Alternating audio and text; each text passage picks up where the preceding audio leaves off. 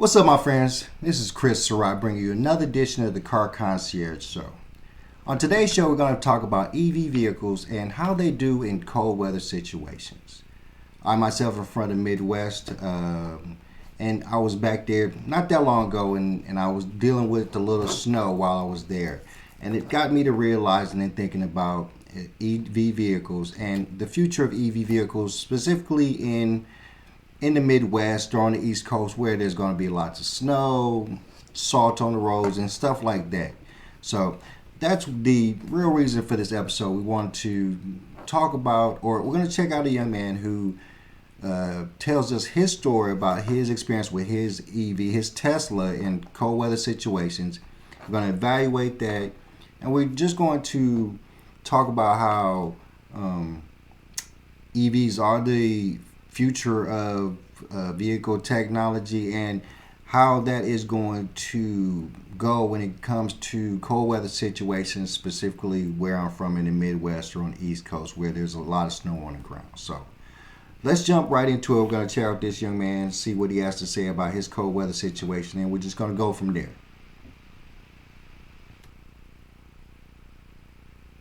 Game of Thrones told us that winter was coming, and it is finally here. As a Tesla owner for almost 6 years now, Shout out to the cats who've never watched one episode of Game of Thrones. Not a big fan.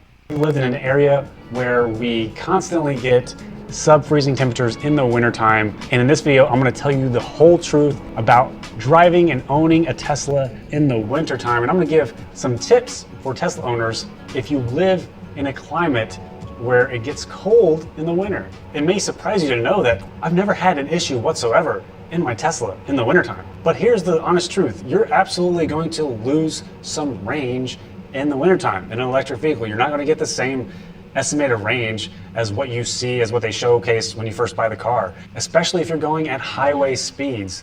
So if you're driving on the interstate during the wintertime, the lower the temperature plus the higher speed you go, that combination is deadly to your range. But guess what? Gas cars lose range too. It's not just EVs that suffer from range loss. And you don't really see that though in a gas car, because you can pretty much fill up at any gas station on every block, and gas cars have a much larger fuel tank. But it's not as bad as you may think. One of the things I always talk to my customers about, being in the automotive industry for over 30 years, one of the things I've always had to explain, specifically to people who are buying cars or having their cars serviced, is that the miles per gallon that you see on the MSRP sheet or the sheet that's on the window of the vehicle is never the miles per gallon that you're going to get when you're driving your vehicle. They get that miles per gallon number from during research development. They find that as they research and develop the vehicle, of course, they test it several times, and what they do is they'll, as they test, they'll take the highest miles per gallon that they can achieve in that vehicle. That's the miles per gallon that will go on to the sales sheet. And standardly, you never get that. I've had to explain to hundreds of customers that are asking or telling me that their cars are not getting the 32 miles per gallon that the sticker said. And I have to explain to them that that's a range. It's based off a range. You might get there one time, you might not. Standardly you'll see that it says 32 miles per gallon, and some of these customers are only getting 22, 24 miles per gallon, and they get frustrated, but you have to explain to them that it's a range. So just a FYI tip that's standardly what it is, and he's right. Even gas, you're going to get the same type of situation that you get with gas vehicles with EV vehicles. It's going to be different, but in the same way it's going to be the same, because they're going to tell you that the charge is going to reach a certain amount of mileages, and standardly that's based off the highest mileage that they reached in research development off of that charge. So you hope to get that, but as you drive, you're going to see that it's going to fluctuate depending on how fast you drive, weather conditions, so many factors factoring into that. So it's hard to, not only hard to gauge, but hard to calculate So it's always going to it's always going to fluctuate. It's not going to be something that you could concrete or understand that it's going to be the same thing all the time. Let's back to it. Think it's not as bad as the media may point it out to be, because what happened recently when the news covered a bunch of Teslas waiting in line to charge and batteries dying, that happened mostly in a concentrated area of Chicago. Unfortunately, that area of superchargers were having a bunch of issues, and then also it's a big metro city during the holiday season. I'm assuming, see, and if this event that he's speaking of right now is one of the many reasons that I decided to do this episode.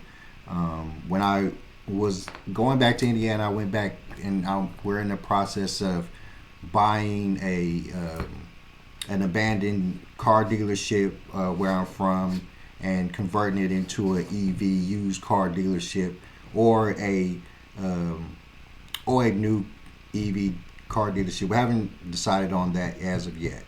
But this incident is one of the many factors that has gotten me making this video, as well as doing a lot of research on EVs and cold weather. And what I found with this incident is he's right. What you found was that you had a lot of EV charging stations that weren't being maintained correctly, to the point where the chargers weren't working as effectively as possible, to the point where only a couple of chargers at these particular EV stations were working. So you were in an area where a lot of people who need to have their vehicles charged, they were having long wait lines because they was waiting for 1 and 2 charging stations at a station that had maybe like 6 or 8, but of course only the 2 were working. And then of course, if your vehicle runs completely out of charge, you create a whole different problem. And then it was extremely cold at the time, so it's causing major problems. And of course, it's Chicago, so it's more of a situation where they didn't maintain their charging stations really well, and they didn't prepare really well for cold weather situations with the charging stations. So it wasn't all about the cars, and it was more about the situation and with the charging stations, which I want to say that is definitely a good idea to invest in charging stations, because the future will be with EV vehicles. So you're going to see a lot more charging stations pop up all over the place. They're going to be a necessity. Very few charging stations right now are available. I know a gentleman reached out to me the other day talking about investing in putting in more charging stations where I live now, and it's probably a really good investment for the future. But let's check it out. And that was kind of like the perfect storm for all that to happen. I live in Louisville, Kentucky, which is considerably decent sized city, and I just pulled up to one of our 3 supercharger locations here in the city, and this one has 3 stalls available out of the 8 stalls. If we look at the other closest superchargers here in Louisville, I can see that we have 4 stalls available out of 8 stalls at the other supercharger. In the 3rd supercharger location, we have 10 stalls available out of 12 stalls. So this is on a random Saturday at noon, which is a pretty high frequent charge time, I would feel like, and there's available stalls. I've never pulled up to a supercharger station here around my area and seen it full at all, ever. And that brings... And of course, I think that's going to change here in the future. I think that a city the size of Louisville, Kentucky is definitely going to need more charging stations. I think, with 3, I mean, you know that as they sell more EV vehicles, more people are going to need to use charging stations. Those are going to fill up. I really think that probably 3 charging stations in a city as big as Louisville, Kentucky is probably too little, and they should probably get a couple more. But of course, EVs are still fairly new. Charging them at charge stations is still fairly new. People really think that Teslas are for the ultra rich, which is not technically true. But most EV manufacturers are building EVs so that everybody can have one, everybody consume one. And once that starts to happen, you definitely going to find that more charging stations are going to be more important, and it definitely a great investment. I'm really thinking about getting into it myself. To my most important tip for owning a Tesla or EV in the winter, and honestly, just owning an electric vehicle in general.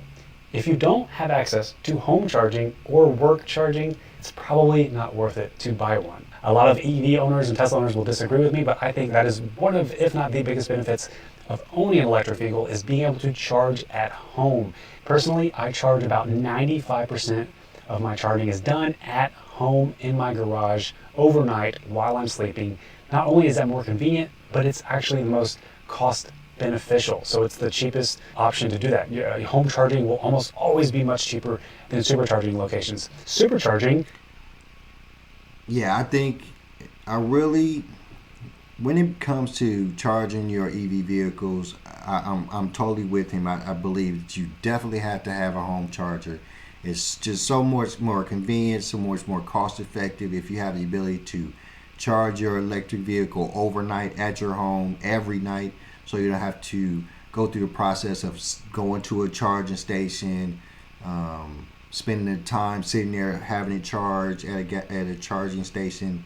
It just makes it is one of the things that makes owning an EV more convenient. You know, the ability to not have to go to a gas station is one of the biggest pluses of having an EV vehicle. Not having to deal with that at all. And charging stations are just the rich. You can say it's the rich man's gas station, and they take longer. So if you have the ability to charge your EV vehicle at home every day, then the only time you really need a charging station is if you're going on some long trip. And it's just so much convenient for it's just so much convenient for your daily commute specifically. Of course, if you're going to go on that long trip, then you're probably going to have to sit at a charging station and charge your vehicle. You should plan that out. I definitely recommend to my EV customers that if you're going on a long trip, you make a plan on where the charging stations are that you're going to stop at as part of the trip, because you don't want to get caught in a situation where you don't have the ability to charge your vehicle. That is a no-no. Let's go back to it. Is really only designed for charging on road trips. It's built for convenience, not for cost. So if you're looking for the biggest cost savings, which is why I bought an electric vehicle, to be honest, then it makes sense to just charge at home. I know there's a lot of people that don't have access to home charging if they live in an apartment, or what I tell people. Y'all see that white Tesla power station in the back? Those are built to charge your home. Those are really nice. If these people, if they have two Teslas and a Tesla power station at home, they're doing really well for themselves. Those power stations are the future. Really nice stuff. These people are doing really well for themselves, you can tell. In that situation is, see if you can charge at work. Sometimes you can ask your employer, hey, if I pay for a cost of an outlet to be installed, maybe I can just charge at work. And most of the time, if you just get a normal outlet installed, you can charge for 8 hours out of the day at work, and that will be enough for most people. Also, do the same thing at your apartment complex. Ask your landlord. It never hurts to ask, because you're missing out on the best benefit of owning a Tesla, in my opinion. So that's just my rant about that. Today's video is sponsored by Delete Me, which is a truck. All right, he's about to go into his ad, but so far he's broken down that at the very least, owning a Tesla in cold weather is not a big deal. It seems to work out really well for him, and it's like most things. You just have to be prepared for it. If you're prepared in a way that you have your charging at home at night, so you have to worry about charging stations. If you drive correctly, so you don't have to worry about the distances and everything like that. It should, like he said, he's never had a problem. And most EV owners hopefully won't have a lot of problems when they're driving their EVs in cold weather. So let's finish this up, see what you got to say at the end. So I did mention that EVs lose range in the wintertime, but how much range do we lose? Well, here's a tip for you Tesla drivers. If you go into your trips section in your car, you have a couple different trips that you can set. As each season starts, I will go in here and tap on it. I will name it the season and reset that trip. That will allow me to track my energy to compare each season. And you can see that my lifetime average energy usage is 252 watt hours per mile. And my current winter average energy usage is 294 watt hours per mile. That is about 40 watt hours per mile more in the wintertime than my average yearly usage, which is not bad. I know that some Tesla owners average over probably close to 300 watt hours per mile just normal driving. And you know what, to be honest, I drive pretty fast. That is good news. Like, here's the proof. It's not that much more energy inefficient in the wintertime. And that's during this past 6 weeks where it's been super cold. Here are some tips to help with range loss in the wintertime. First, make sure that your tires are properly inflated. So if you go into your service menu here in your Tesla, it recommends the tire pressure. Right now you can see mine are all pretty close to 44 PSI. So I like to keep it as close as possible to the recommended 44 in the wintertime. And it's going to be a little harder because you'll notice if you have been driving a Tesla, once the temperatures start to drop in the wintertime, your tire pressure drops pretty quick. Have y'all ever experienced that? That is one of the biggest things I want to go into. So, one of the most common things that I've dealt with working in dealerships for over 30 years is that during the winter, I get several customers come in and they're like, specifically here in California, the customers that live close to the lake, they get those lakefront cold winds in the morning. And what happens is that, and if you didn't know, this good knowledge, what happens is that if it gets extremely cold, the air in your tires freezes up per se, and you lose a couple psi's of air. It's just a really, really common thing that happens, okay? And so if you are a person that keeps your tire pressure too close to what the exact number is, if it drops below that, of course you're going to get a light on your screen, on your dash that says tire pressure low, TPMS light, all of these situations that will tell you that you have a low tire. It's not a nail. So many people come into my dealerships after one of these cold spells, and it's happened so much I've even almost prepared myself when winter happens that I'm gonna have to tell this story. Okay? At night when it gets extremely cold, and in the morning when those specifically coming off, if you live by the lake, you get that cold wind in the morning, you're gonna get your air in your tires is gonna freeze up, and you're gonna lose a couple psi's. Now, as the day warms up, you're gonna get those psi's back because it releases the air, it fills itself back up. But for you, when you see that light come on, you think that you have a nail. You do not have a nail, and you know you do not have a nail because if you had a nail, then your fancy car that shows that you have 29 psi's, but all the other tires have 32. If it had a nail, it would continue to drop. It wouldn't just stay at 29 psi's. It would drop because you continuously lose air that's going out of the nail.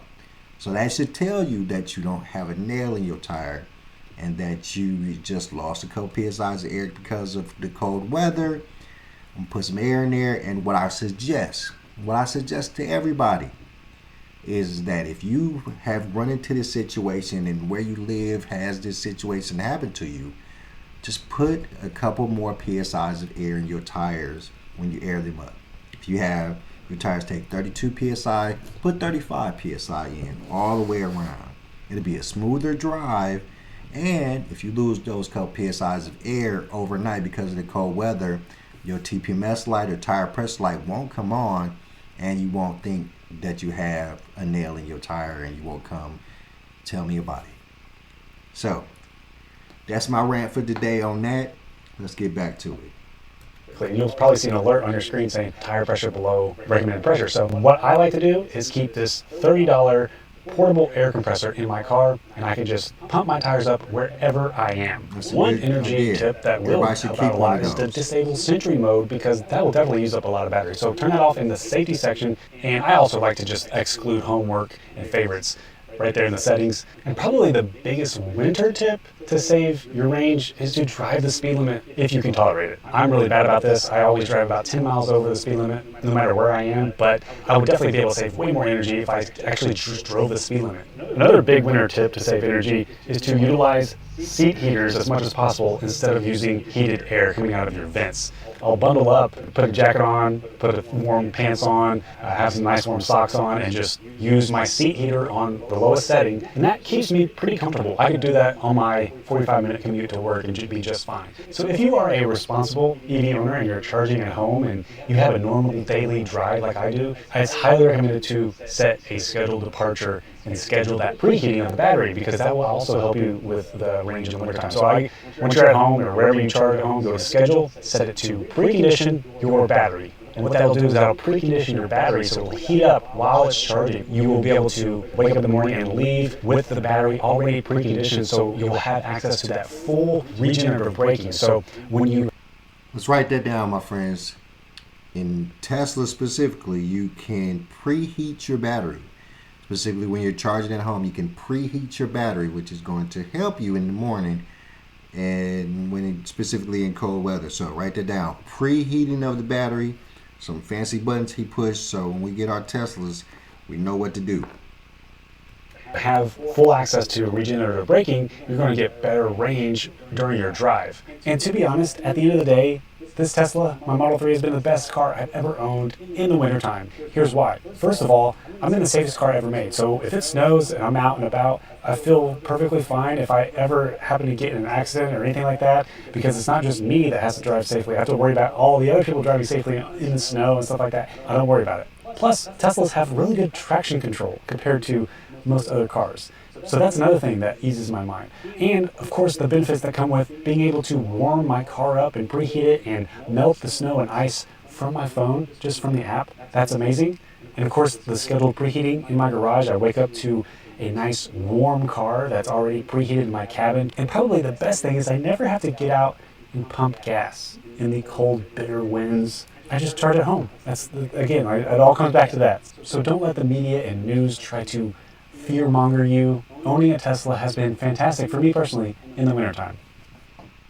All right, so don't let the news fear-monger you into not buying you an EV vehicle. They're a necessity. We got to have them. They seem to do fine in cold weather, so I don't have a fear of opening my EV dealership in bitter cold Indiana. So we're still going to do it. We've learned a little bit about Teslas. Lots of EV vehicles coming down the road, so they're going to be priced right for us, priced right for those people who don't have a lot of money. So there's going to be EV vehicles for you as well. Exeter's great platform, BYD, Polestar, all kinds of EV manufacturers coming down the pipeline. So there will be an EV vehicle for you, and hopefully it does well in cold weather situations for you and me. All right, so last but not least, we're going to check out a little story that I'm interested in. They were talking about Tesla. We're going to stay with Tesla. We're talking about the Tesla Cybertruck. And I saw a story about how the Tesla Cybertrucks are starting to rust. And then I did a little research, found out the Tesla Cybertrucks are, of course, all metal. And it's a special kind of metal alloy. Didn't have a lot of information on what it was exactly made out of. But it seems to be that this special metal alloy is starting to rust, and these cars are new, so they're rusting now. That's a quick span of rust, and it's definitely a situation that we're gonna have to deal with if we're driving around in Tesla Cybertrucks back in Indiana or Michigan or New York. So we're gonna check out this young gentleman talk about an experience with a Tesla Cybertruck that started to rust. I think he talks about how to remove the rust, and we're going to see what they're really talking about in this situation, okay? All right, so I'm here in Tampa checking out Miguel's brand new Cybertruck. He actually just got it yesterday, and it's interesting because an issue he's having, I've heard nothing but articles everywhere about rusting on a Cybertruck. Does the Cybertruck rust? It's supposed to be stainless steel, right? Well, it's kind of complicated, and that's the focus of today's video. I've seen a lot of articles, but not a lot of pictures of this rust issue. So when Miguel told me about it, he sent me some pictures, and that's when I decided, yeah, there's probably something here that needs to be looked at, but also to let you know, number one, what it is, number two, how to deal with it, and number three, what you should expect when you take delivery. I'm going to take delivery hopefully soon. We have our order in, we were able to configure, but this is something that I'm now preparing myself to be ready for, as many of you probably should too. So let me know in the comments if you've taken delivery of a Cybertruck, if you have these rust issues on your truck as well, and what you did to solve them. So the stainless steel on the Cybertruck is a custom blend. So this is not something right off the shelf, and Tesla doesn't really disclose a lot of the chemistry involved in the stainless steel. So there are some unique properties that we're going to learn over time, and some of that is how this steel is going to patina over time. But it is a stainless steel chemistry, or a stainless steel blend, so to speak, and it's going to have similar properties. So this is a porous material to some degree, but it's not supposed to rust. And I'm going to show you now some of those close-up images of that rust, and we're going to walk over here, take a look at what that looks like, so you can see firsthand it's not just articles, it's actually real. All right, so orientation wise, as you can see by this sick light bar, we are in the front of the Cybertruck. So this is the hood, and on this hood, once I get a little bit closer, you can see this is all little orange specks, and it is everywhere, not just on the hood of this truck. I mean, as you can see, I'm walking around, the entire hood is covered in a pretty consistent pattern of these little specks. But even on the side, and it's going to be a little bit tricky to see unless I go to the back perhaps, where we've got a little bit better lighting, but you can see it's everywhere. It's all over this truck. It's not just in one panel, not just in one spot. It's kind of everywhere. So even here on the passenger side, this is behind the rear door. I mean, these spots are just absolutely everywhere. And of course, a rational person would be rather alarmed by this. It's totally natural. If you see these on a brand new $100,000 truck, which is what this is, to have what appears to be rust. Here's the good news. The material itself is not rusting. What is happening is, most likely, I cannot say this with certainty, but most likely it's one of two things. Some people call it rust dust. And what it is particles that are coming off in the environment that this truck is in, that is landing on the surface of the Cybertruck, and it's kind of embedding itself. So then when it's exposed to rain, because that's more of a steel compound, it's going to rust. It oxidizes, but it's kind of dug itself into the pores of the material. So when it rusts, it appears that your truck is rusting. So this can come from a couple different places. First and foremost, it can come from rail. So as the wheels of a train are turning, it is cutting off micro pieces of steel on the wheels. And if you've ever seen the wheels of a stock car on a train, they look rusted to heck because they are. It's just natural, it's normal. But those are in such small particles, it's called rust dust. Another area that this can happen is in a factory where they're doing final polishing or any type of body work where they're using maybe a rotary. Wait a minute. So is he saying that it's not rusting, that rust from the railroads is landing on the vehicles and getting connected to the metal? Wouldn't that still be rust? All right. To finish panels or any steel. Where does that rust go normally? If it's landing on these vehicles, shouldn't we see that rust everywhere? Shouldn't we see it on like other metals? Now in this case, it wouldn't be these panels, but if where they're finishing this is close to other areas that they're doing other finishing, which would likely be the same department, those steels can also get into the air and it can create this same issue. So again, I'm not saying 100% that is what is happening here, but it's very likely, it's very possible that that is what is causing this. And today we're going to go through this with a few different materials or a few different solutions to find which one's going to work the best. And this truck is so unique, so new, and the chemistry of this stainless is so new. There's not a one size fits all just yet. There very well will be a few products that every Cybertruck owner is going to have, probably in their front or whatever, that they're going to be able to use on this truck. So today we're going to test a few of these products out that I know will or should take care of this. So here are some of those products that I'm talking about that you might be familiar with. Barkeeper's Friend is a definite. If you have stainless steel sink, you've probably used this before. This is in liquid form. Do not get the powder. That's silly. The liquid form stuff is nice. This is really good because it has a cutting agent in it, but so you want to be careful, but it's very mild, but it will help to clean the surface of stainless and it doesn't leave anything behind. Unlike a lot of the polishes for stainless that you've seen, if it comes in an aerosol can, that stuff leaves a really awesome finish, but it's a film that is super greasy. And if you want to talk about fingerprint issues, that is going to really ruin your day. And then of course Windex, which has been talked about being good for the Cybertruck, which we'll use that today just to show. However, I use window cleaner on all of my cars. This Cybertruck's going to be a good candidate for it too, but I don't use Windex. I actually use this stuff, and this stuff is pretty awesome. I use this on almost everything. You can use it on the vinyl seats, you can use it on the dashboard, you can use it on the windows, of course, the wheels. This basically is a clean all. And yeah, you keep a couple cans of that specifically at collision centers and service departments, because you know, it's just not glass cleaner. You can clean it, leather, all kinds of stuff with it.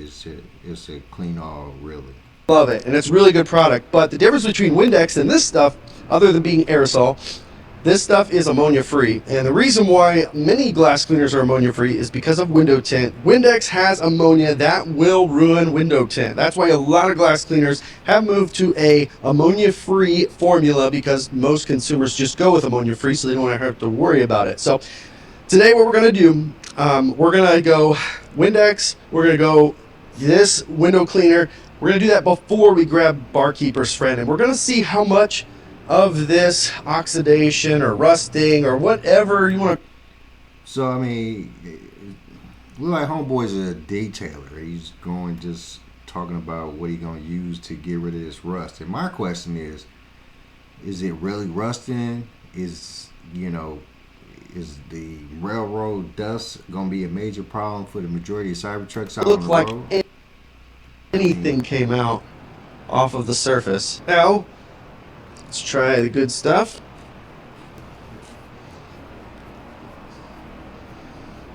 Is he just a detailer?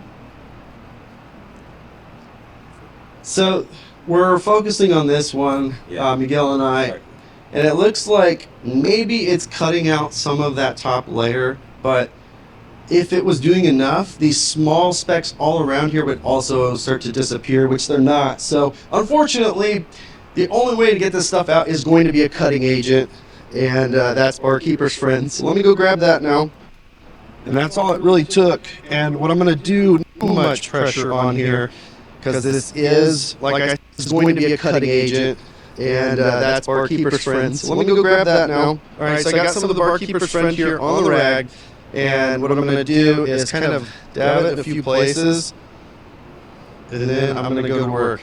And don't put too much pressure on here, because this is, like I said, a cutting agent. But I don't know if you can see that on film or not, but that's now gone.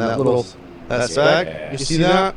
So I'm not putting a lot of pressure on here. I'm not just laying it, but I'm putting just enough to be able to move this rag around, and that's all it really took. And what I'm going to do next is wipe this area off, and we're going to see if all the rust spots are gone in this area.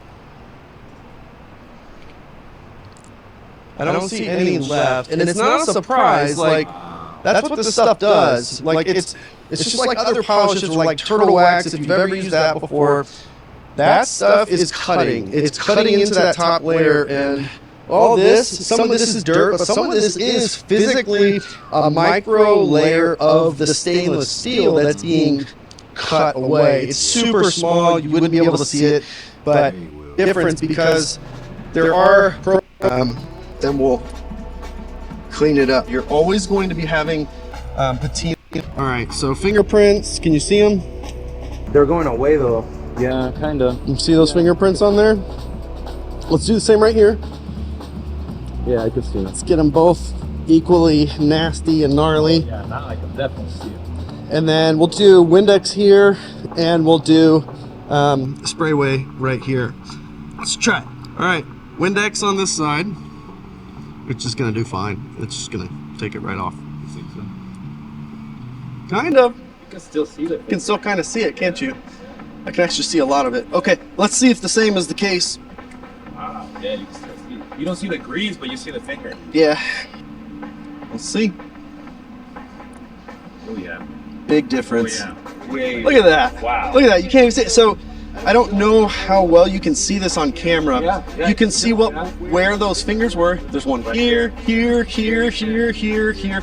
I cannot identify a single one. So this is definitely better than Windex. So I'll put a link in the description. Like I said, I use this on everything anyways, so I already have a bunch of these. I buy them in packs of 4. But this is clearly doing a much better job than the Windex does. And then if I come back over here and try to put some fingerprints on, let's see.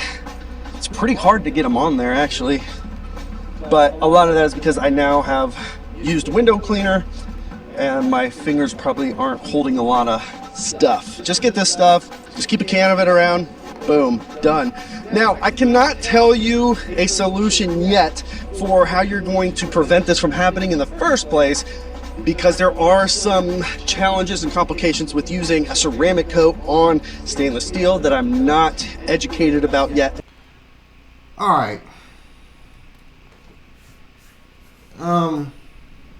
All right, yeah. So, and shout out to old boy, Supreme Detailer, nice YouTube channel. We're gonna put it in the comments. We'll put it in the comments for you, so check him out. But, you know, it's hard for me to believe that the rust or the spots that they're seeing on the Tesla Cybertruck is not rust, and it's just rust spots from rust other places. It's hard to sell, but whatever. It's too new to know. It's too new to make a judgment. You know, I've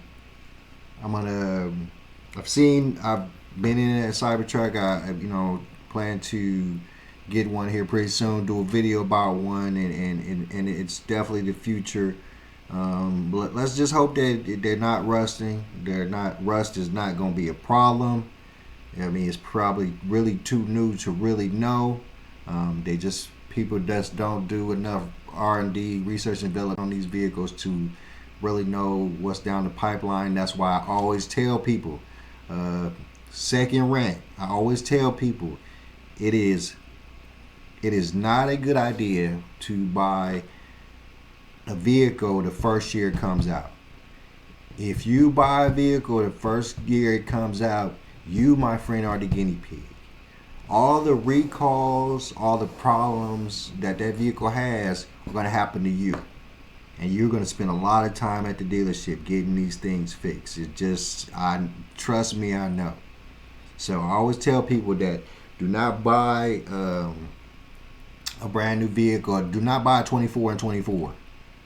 You know, wait till late 24.